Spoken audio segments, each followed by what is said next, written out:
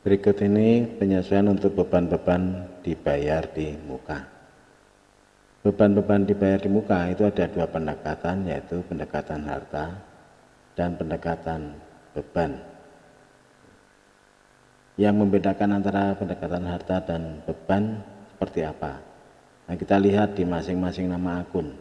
Kalau yang memakai pendekatan harta, akun tersebut selalu diikuti dengan kata-kata dibayar di muka atau disingkat DBM. Nah, kalau menggunakan pendekatan beban, maka akunnya ada kata-kata ini, beban, ya, beban. Nah, ini yang membedakan pendekatan harta dan beban. Kita langsung saja, yang pertama pada pendekatan harta. Untuk contoh pendekatan harta, saya mengambil asuransi dibayar di muka.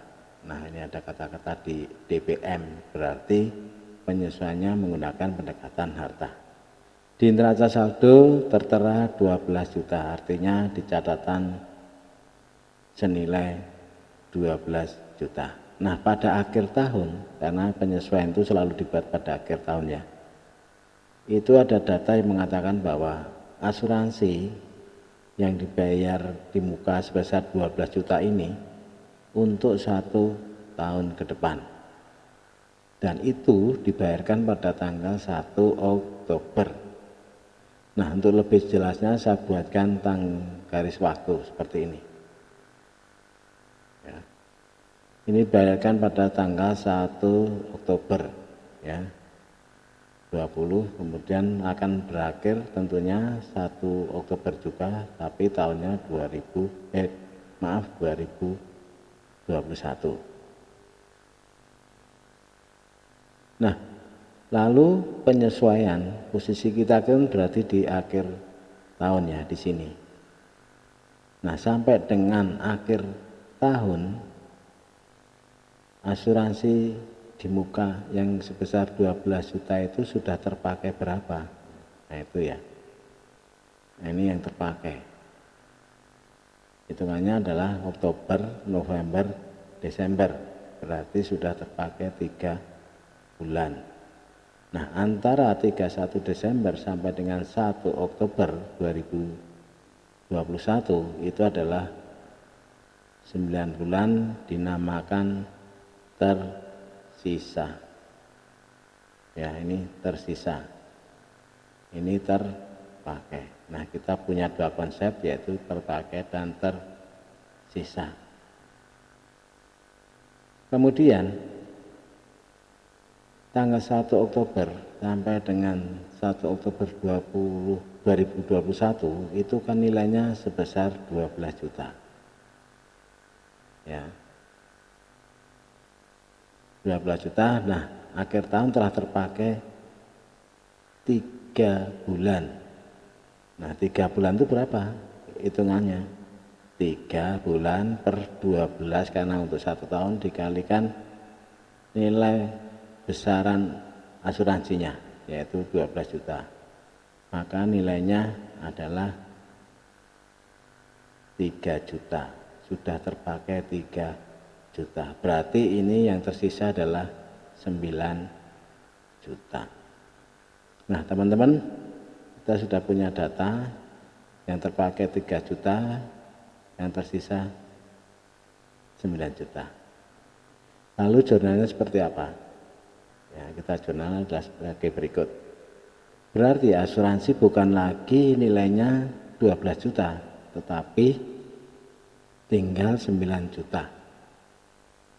Maka asuransi DPM yang sebesar 12 juta ini harus kita kurangi 3 juta agar nilainya menjadi 9 juta.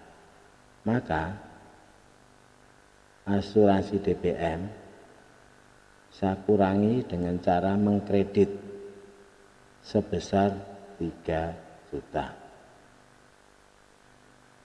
Nah, kemudian debitnya juga 3 juta. Lalu namanya apa? Asuransi yang telah terpakai atau telah jatuh tempo itu dicatat sebagai beban. Maka namanya beban asuransi.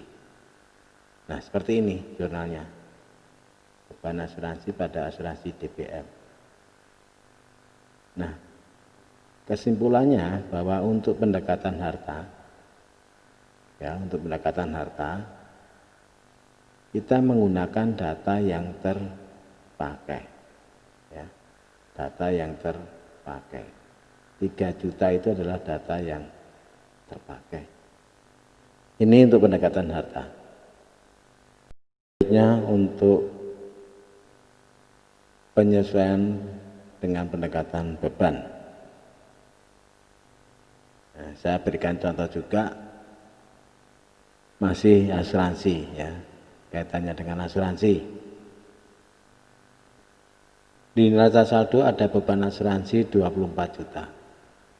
Kemudian di akhir tahun ada data yang mengatakan bahwa beban asuransi yang dibayar 24 juta ini adalah untuk 1 tahun yang dibayarkan pada tanggal 1 Mei.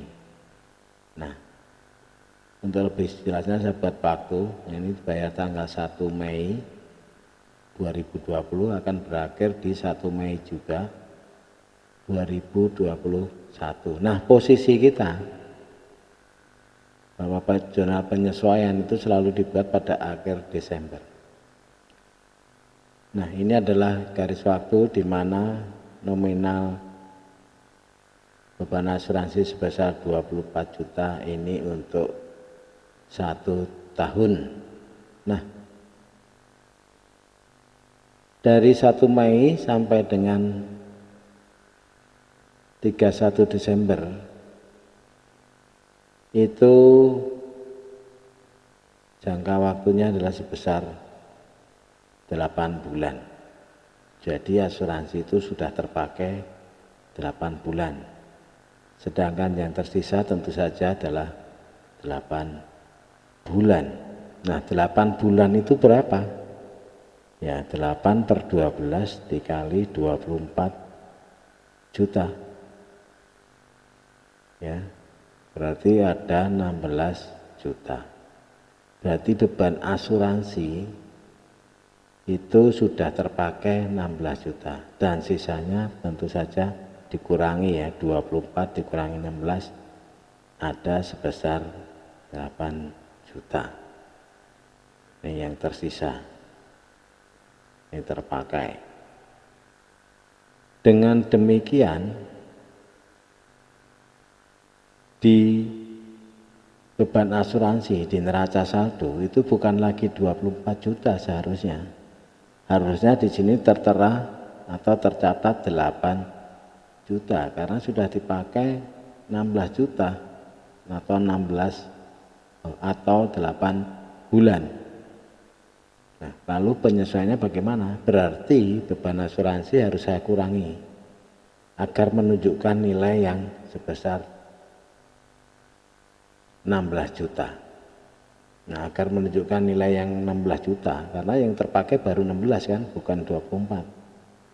Maka beban asuransi saya kurangi dengan cara mengkredit. Ya, ini beban asuransi. Saya kredit sebesar 8 juta. Lalu debitnya apa? Debitnya 8 juta itu tersisa, artinya belum digunakan. Maka di sini saya catat sebagai asuransi dibayar di muka untuk mencatat 8 juta yang belum digunakan atau yang tersisa. Jadi dengan kata lain, kalau dengan pendekatan beban, maka kita memang menggunakan nominal yang tersisa. Ini ya. Ini tolong diperhatikan antara pendekatan beban dan pendekatan harta.